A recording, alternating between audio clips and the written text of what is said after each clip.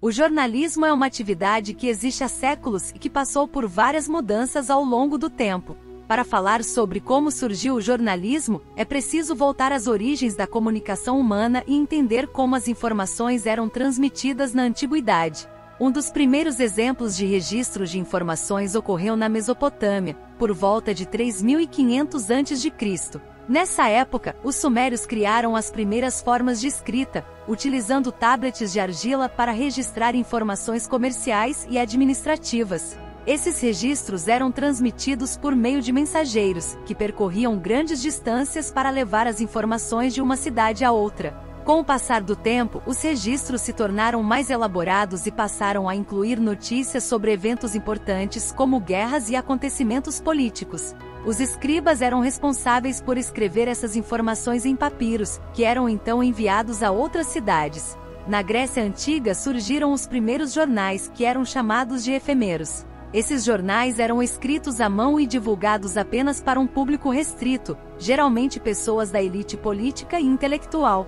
O objetivo desses jornais era informar sobre questões políticas e sociais da época. Na Roma Antiga surgiram os Acta Diurna, que eram boletins públicos que informavam sobre eventos políticos, militares e sociais. Esses boletins eram escritos em placas de metal e expostos em locais públicos, para que a população pudesse se informar. Com o advento da imprensa no século XV, o jornalismo se popularizou e se tornou mais acessível à população em geral.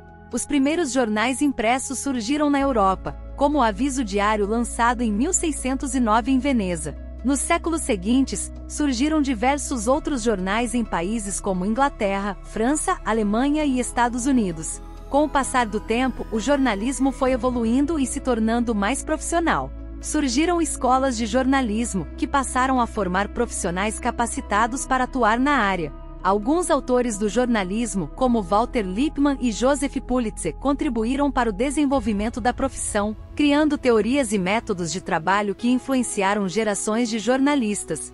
Hoje, o jornalismo se tornou uma atividade essencial para a democracia, responsável por informar a população sobre acontecimentos importantes e fiscalizar o poder público. Apesar das mudanças tecnológicas e dos desafios enfrentados pela mídia tradicional, o jornalismo continua sendo uma atividade fundamental para a sociedade.